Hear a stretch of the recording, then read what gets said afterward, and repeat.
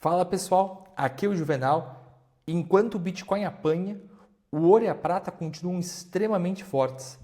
E quando esses ativos disparam, a atenção do varejo começa a ir para eles. Porque ativo que sobe chama interesse, ativo que cai, ninguém quer defender. E esse costuma ser o erro clássico antes da liquidez virar. Porque quando o capital inteligente começar a cansar desses ativos, ele não corre para a segurança, ele volta para o risco. E hoje, com o shutdown à vista, o Japão no radar e um Fed desconfortável, o mercado está mais frágil do que parece. Se esse tipo de leitura macro te ajuda, curte esse vídeo, segue o canal, que eu falo de macro e liquidez sem hype e sem narrativa de varejo. Nos últimos dias, voltou a ganhar força aí um risco de shutdown do governo americano. E isso não é teoria política, isso é algo que o mercado já começou a precificar. O shutdown não é aí só um problema institucional, né? Porque ele trava dados, ele distorce expectativas e ele aumenta bastante a aversão ao risco. E aqui está um ponto que muita gente ignora. O shutdown ele não cria crise, ele revela a fragilidade. Então ele só derruba o mercado quando o mercado já está fraco. E hoje o mercado ele vem perdendo aí regiões importantes de preço com repiques aí cada vez mais fracos. Ou seja, o problema não é o shutdown em si, ele é o timing que isso está acontecendo. E quando o mercado está frágil, o capital começa a se mover rápido e quase sempre na direção oposta do varejo. Outro ponto aí que começa a reaparecer e que eu já venho alertando aqui no canal já há alguns vídeos é o Japão, que o mundo inteiro ele se acostumou a usar o Yen como uma fonte barata de liquidez.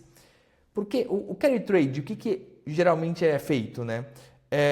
O dinheiro barato no Japão com juros zero ou quase zero, que foi por muitos anos, financiava ativos de risco no resto do mundo inteiro. Então isso sustentou ações, cripto, basicamente sustentou tudo. Mas quando o Yen ele se mexe, quando surge aí um risco de intervenção, ou quando o mercado começa a desmontar essas posições, a liquidez some. Então, o Japão ele não causa a crise, mas ele puxa aí o fio da liquidez. E em um mercado já frágil, qualquer desmontagem aí de carry trade vira um amplificador de queda gigante. E ativos que parecem seguros, nesse processo eles costumam ser os primeiros a devolver aí quando o fluxo vira. Se isso está fazendo sentido até aqui, deixa um like, porque isso vai me ajudar a fazer esse vídeo chegar em mais gente. Hoje também a gente tem aí a primeira reunião do Fed do ano. Não é a taxa de juros que importa, porque isso aí já está mais do que precificado, dificilmente vai mudar, mas é o tom. Então, o mercado não quer ouvir hoje um Fed desconfortável com inflação ou um Fed ignorando aí um risco fiscal.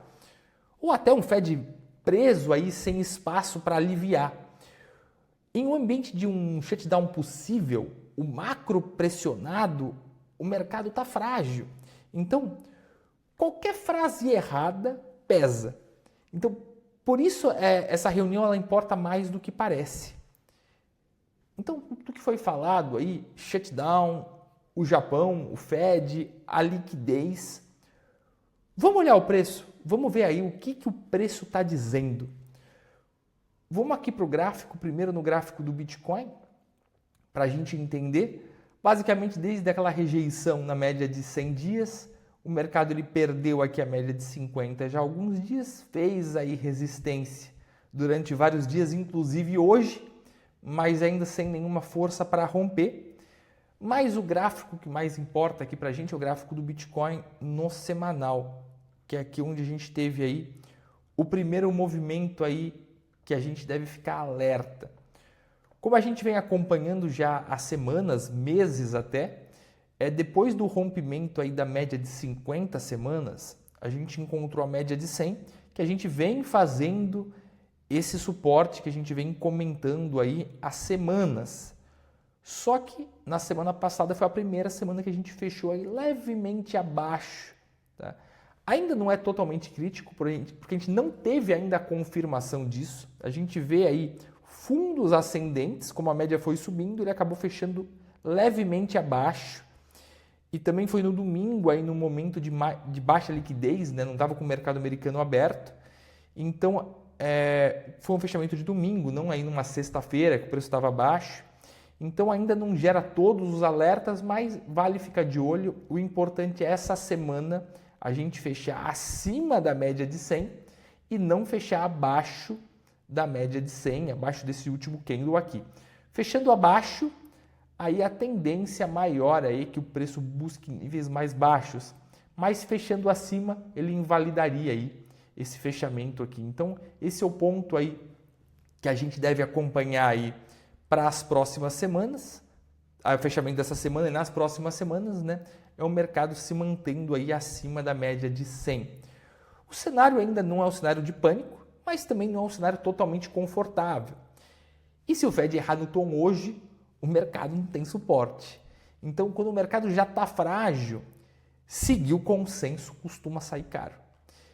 Se você quer acompanhar esse cenário em tempo real, se inscreve no canal. No sábado eu volto com um vídeo atualizando aí tudo que o Fed falou e o impacto real no mercado.